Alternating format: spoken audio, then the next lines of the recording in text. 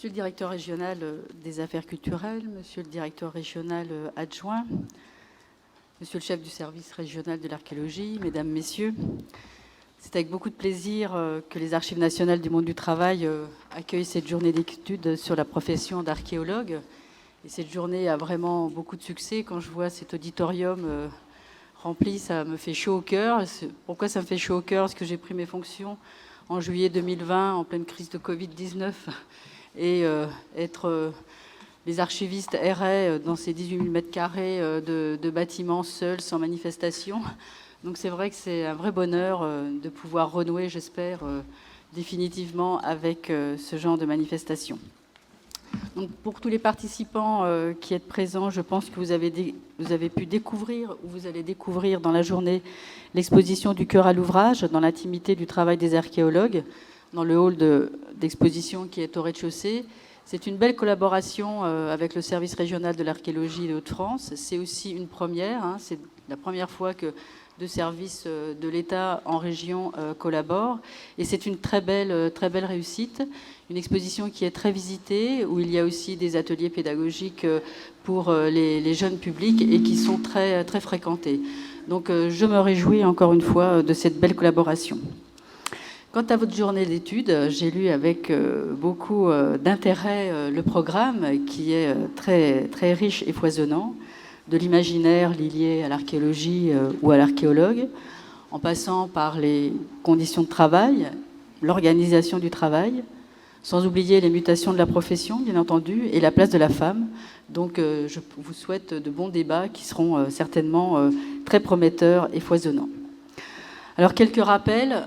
Tout d'abord, cette journée d'études est filmée et diffusée en Facebook Live sur la page Facebook des Archives nationales du monde du travail. Donc, je pense que l'ensemble des participants ont été informés. Deuxièmement, je vous rappelle les règles sanitaires en vigueur. Avec la reprise de l'épidémie de Covid-19, je vous demande de les respecter scrupuleusement, c'est-à-dire de porter le masque tout au long de la journée, sauf quand vous vous restaurez, bien entendu.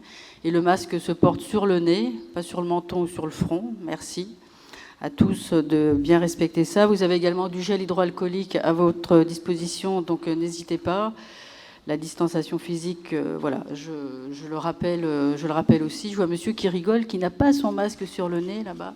Merci. Voilà. Et voilà, je vous demande donc d'être prudent tout au long de cette journée. Ces règles ne sont pas si contraignantes que cela pour nous permettre d'avoir des moments de vie en commun. Merci beaucoup.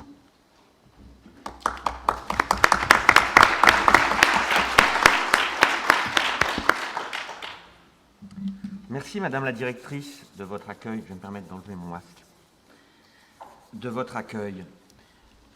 Chers toutes et tous, cher Jean-Paul Demoule, chers présents, il y a un an, je prenais mes fonctions ici même, nommé par la ministre de la Culture en tant que directeur régional des affaires culturelles. Après, vous le savez, pour beaucoup d'entre vous, après avoir eu l'honneur de diriger le musée d'archéologie nationale, cette grande maison liée à l'histoire de la discipline et en même temps projetée dans les enjeux qui ont été, à travers celles et ceux qui l'ont dirigée, maintenant celles, signe des temps, et dans le grand enjeu qui va être l'objet de votre réunion de travail.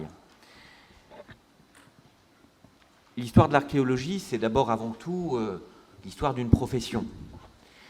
Des antiquaires, de Caylus, de Hamilton au XVIIIe siècle, qui sont sur les grands lieux de la mémoire patrimoniale des civilisations passées, jusqu'au XXIe siècle, et jusqu'à la loi de 2016, j'y reviendrai dans un instant.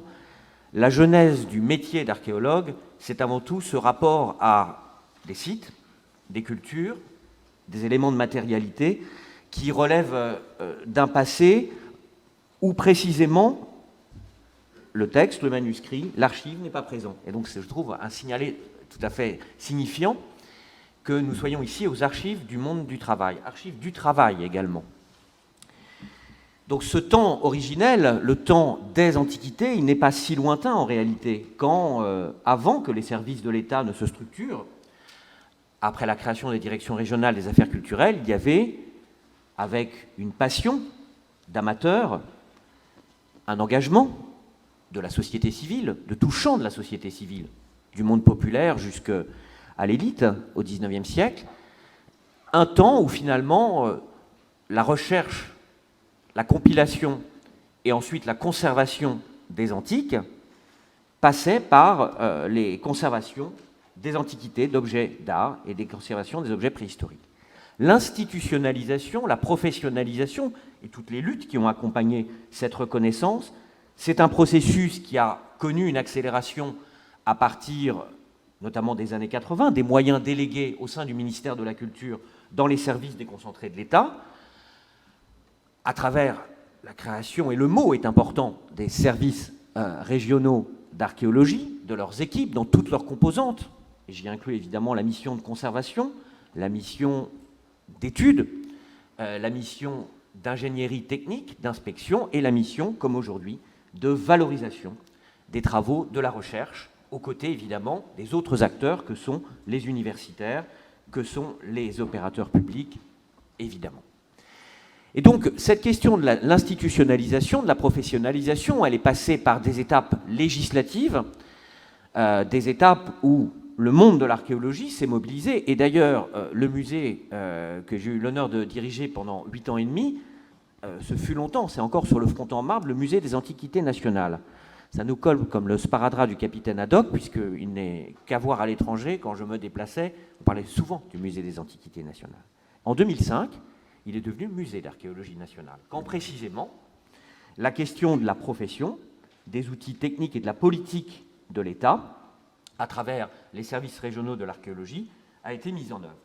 Ce temps, vous le savez, cela sera rappelé, je ne vais pas l'évoquer, c'est le moment de la loi du 17 janvier 2001, officialisant l'archéologie préventive et entérinant, après des temps de lutte, de combat, la professionnalisation de l'archéologie, en même temps qu'elle marque son entrée officielle en tant qu'élément de l'économie et prise en compte par les aménageurs de cet enjeu d'un patrimoine qui gît sous nos pieds et que l'on ne connaît pas. Et en tant que corps social aussi, spécifique. 20 ans plus tard, le moment semble opportun, et je voudrais vraiment saluer autour de l'équipe dont Jean-Luc Collard a la responsabilité en tant que conservateur régional de l'archéologie, tous les organisateurs, Luc Valin à mes côtés, Thomas Billet, Karine Delfoli, au sein du SRA, qui ont contribué à vous réunir, à vous rassembler. Comme le disait mon ami Luc Forlivesi, on est passé, je crois, à l'extrême limite. Évolution d'une profession qui a été ponctuée de débats sur son homogénéité, de rapports parfois difficiles, exigeants, conflictuels, entre archéologie préventive et archéologie programmée, l'archéologie que l'on a souvent appelée de sauvetage, et la mission scientifique, la mission de recherche, précisément validée par les instances territoriales que sont les CTRA, avec la programmation nationale du CNRA. Entre amateurs et professionnels, et ce sujet, il est toujours prégnant, il est devant nous, entre archéologie publique et archéologie privée, et aussi entre les missions de l'État, les missions régaliennes inscrites dans le Code du patrimoine, et les missions des services de collectivité, nombreux dans ce territoire régional, au sein même de ce grand ensemble que constituent les acteurs de l'archéologie en région. Le mot d'archéologue n'est pas né au XXIe siècle, ni au XXe siècle. Il a eu un usage, il a pris des sens différents, en même temps que se constituait une discipline par essence pluridisciplinaire, qui n'est pas une science auxiliaire, et qui se constitue par des compétences, celles de la dendrochronologie, celles du palynologue, ou de la palynologue, celles de l'archéozoologue, bref, des compétences techniques et scientifiques multiples qui nourrissent la constitution du discours archéologique et de la discipline. En relation probable avec cette évolution, la représentation de l'archéologue, le mythe au sens où Roland Barthes donne à ce mot, dans l'imaginaire collectif, a subi diverses mutations. Le savant compassé dans son cabinet de curiosité, il n'est qu'à penser à certains films hollywoodiens pour l'évoquer, l'aventurier chercheur des trésors ou l'intellectuel bohème. En même temps, le recrutement social de l'archéologie a connu de profondes mutations depuis les débuts de la discipline, et je pense qu'un certain nombre d'enjeux, cette sociologie du métier d'archéologue, depuis les abbés savants, et j'ai en tête évidemment, pour avoir eu ses responsabilités, l'abbé Breuil, l'abbé Philippe, en tant que proto-historien, les médecins, les enseignants, et aussi tout un monde populaire dans les villes, dans les villages, qui, au XIXe siècle, autour de la société civile, se constitue en tant que socle de libre pensée. Il n'est qu'à évoquer Gabriel de Mortillet. Il y a quelques jours, il y a eu un colloque important. Et Gabriel de Mortillet, dans les années 1860-70, avant qu'il n'ait des responsabilités à Saint-Germain, en tant qu'attaché de conservation, était aussi un homme d'engagement. Il fut maire de Saint-Germain, il fut député sous la Troisième République, et, libre penseur assumé, mena un combat sur la question des origines et de l'analyse critique, au moment où, en 1864, autour de la vie de Jésus, il y avait un véritable combat autour des scientifiques et de la jeunesse, d'études critiques des sources religieuses. La question du genre est un objet tout à fait essentiel dans le champ de la culture aujourd'hui. Hier, la ministre s'est exprimée autour des festivals, et c'est un enjeu d'engagement, de lutte, d'identité par rapport à cette identification des femmes archéologues, des femmes dans l'archéologie vivante en train de se faire.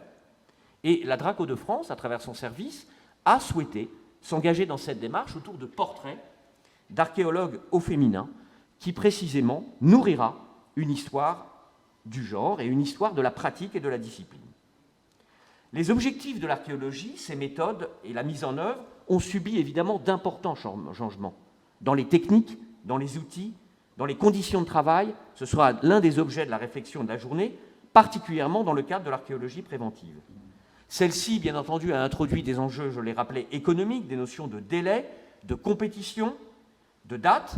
Nous en savons quelque chose, et le service régional de l'archéologie, dans l'ensemble des DRAC, en sait tout autant.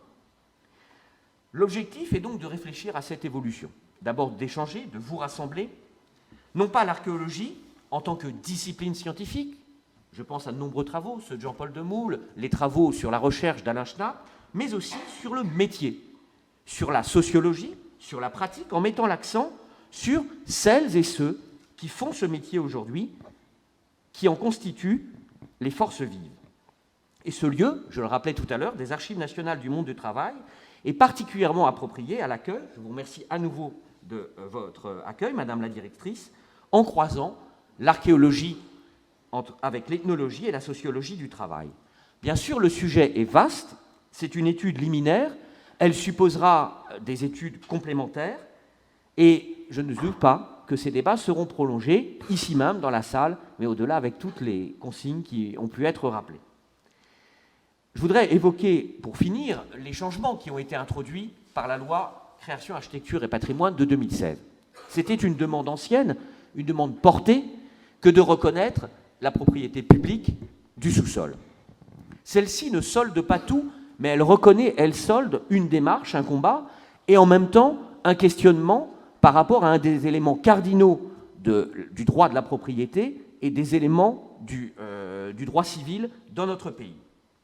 En même temps, elle questionne le rapport que nous avons à ce que j'indiquais tout à l'heure, c'est-à-dire un patrimoine que nous devons rendre visible, mettre au jour, et précisément par rapport à nos interlocuteurs, qui est un patrimoine que vous, toutes et tous, vous êtes appelés à révéler par votre action sur le terrain, par votre mission dans les services et par vos recherches également, car il y a des chercheurs. L'archéologie, c'est bien entendu une communauté, une collectivité de travail, et le ministère de la Culture en est, à travers la sous-direction de l'archéologie, aussi de la Direction générale des patrimoines et de l'architecture, mais aussi les services déconcentrés, un des garants, un des financeurs. Cette communauté a la vocation à croiser ses réflexions, et nous y avons pris, je l'espère, toute notre part. Je vous souhaite une bonne journée.